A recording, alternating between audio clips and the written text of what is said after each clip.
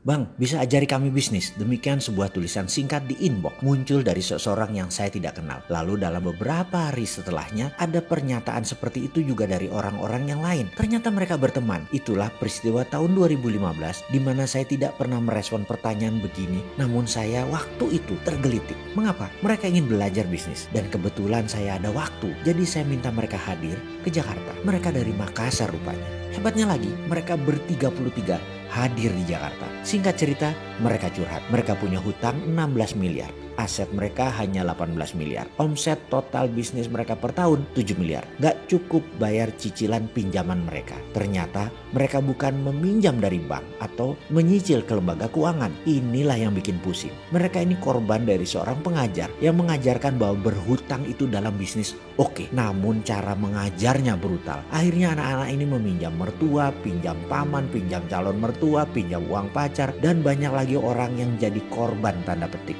mereka. Sejarah mereka adalah tukang jual pulsa di awalnya di pinggir jalanan di kota Makassar. Namun berbisnis 5 tahun membuat mereka di posisi saat ini. Berhutang, aset pas-pasan, omset tak cukup bayar cicilan. Ribut dengan pemilik aset yang asetnya mereka pinjami. Itu aset 18 miliar bukan aset mereka kecuali 16 miliar terbayar lunas. Baru yang 18 miliar adalah milik mereka. Bidang usahanya 3 macam. Ada apotik, ada pisang goreng, ada kafe. Saya tepok jidat, asli tepok jidat. Namun saya kagum keberanian mereka. Oke lah, itu mental pengusaha. Memang begitu. Namun mengelola keuangan hutang itu lain strateginya. Bukan sekedar seperti beli 10 jual 12 untung 2. Bukan sesederhana itulah. Sebulan kemudian saya ke Makassar. Saya sarankan untuk membuat PT. Seluruh aset masuk ke PT dan hutang masuk ke PT. Perusahaan itu lalu dicatat, dimasukkan hutang dan aset semua ke sana. Dan saya katakan kemudian, nah kalian bisa tidur sekarang. Hutang pribadi tidak ada. Kalian tidak punya hutang sekarang. Yang punya hutang PT. Mati pun saat ini Anda tidak menanggung hutang. Demikian saya berkata. Lalu aset tadi kita jual 4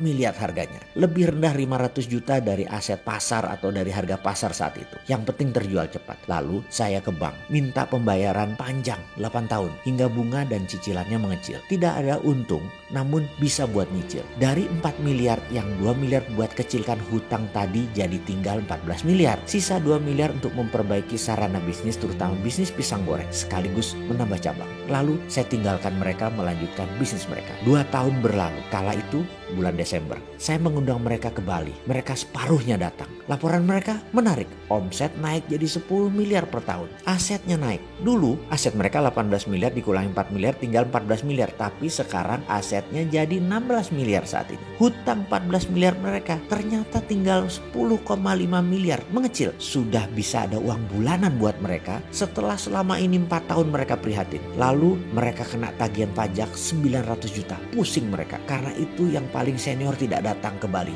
Bingung urusan pajak. Lalu saya katakan, datangkan dia ke Bali sekarang atau kalian akan rugi pajak. Namun kalau dia datang, saya ajari bagaimana solusinya.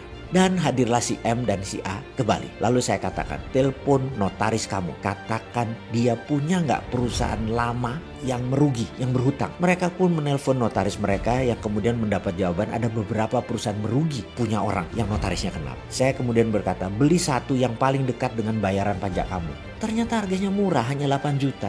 Dibelilah perusahaan tersebut. Hutangnya tidak kita beli ya, yang kemudian pembukuannya dibuat. Di mana 1,5 miliar usaha tadi buat usaha yang merugi atau buat membiayai perusahaan yang merugi tadi. Sehingga angka keuntungan yang harus dibayar pajak 900 juta bisa tinggal 50 juta. Happy anak-anak itu. Dengan komentar, oh begitu ya Bapak. Kenapa Bapak punya perusahaan banyak dan ada yang rugi lagi? Ternyata itu buat ngurangi pajak. Ya begitulah. Demikian saya katakan kepada mereka yang lalu mereka tanya lagi, Pak ke depan bagaimana? Buset dah lu nanya melulu. Kalian emang ada rencana mau buat bisnis apa? Kami mau bangun restoran bebek bang. Demikian mereka mengurai rinci yang feeling saya mengatakan bagus. Kamu perlu modal kan? Bagaimana caranya? Sini kalian ini pengen cepet aja. Sini saya lakukan financial engineering. Perusahaan ini kan sekarang nilai asetnya 16 miliar. Hutangnya 10,5. Omsetnya 10 miliar setahun. Bener ya? Oke kita stretch sekali lagi. Sisa 5 tahun tadi ditarik jadi 8 tahun. Sehingga cicilannya per bulannya mengecil. Lalu top up hutang tadi dari 10,5 miliar naikkan 12 miliar. Kita pinjem 1,5 miliar. Bangun 1 miliar restoran bebek cukup kan? Yang 500 juta buat jaga-jaga cash flow. Padahal omset 10 miliar setahun, pinjam 12 miliar, 8 tahun lunas juga. Dan ini ada 1,5 miliar free cash flow. Harusnya gila bisnis kalian ke depan. Apa yang terjadi 1,5 tahun kemudian? Yaitu pertengahan tahun lalu, sewaktu saya ke Makassar. Restoran bebeknya punya 2 cabang. Omset total mereka saat ini 13 miliar per tahun. Aset mereka naik sekarang menjadi 18 miliar dan hutang mereka turun menjadi 10 miliar. Saya pun sarankan, jual satu ruko bisnis mereka yang paling tidak produktif dan bayarkan hutang mereka. Setelah satu ruko dijual 2,5 miliar, hutang mereka jadi 7,5 miliar. Asetnya jadi 15,5 miliar, omset 12,5 miliar per tahun. Secara perhitungan mereka akan lunasi dalam 3 tahun lagi yang 7,5 miliar tadi. Aset mereka 3 tahun lagi harusnya kena lah 22 miliar. Masih punya omset 12 sampai 13 miliar lagi per tahun. Inilah kisah nyata strategi financial engineering di kala bisnis susah. Semua ini dapat disimpulkan untuk masa sekarang jika sahabat bisa memirrornya. Oke sahabat, jadi kesimpulan strategi tetap bertahan di tengah krisis keuangan kita sarikan menjadi 1. Perpanjang tenor pinjaman jadi lebih panjang. 2. Perbaiki tax planning usaha Anda. 3. Perbaiki bisnis dan hanya fokus di bisnis yang paling menguntungkan. 4. Jangan lepas aset kecuali ada bisnis yang untung menggantikannya. 5. Ekspansi di saat ekonomi naik dan boom. 6. Jangan bangun bisnis baru di masa sulit atau resesi.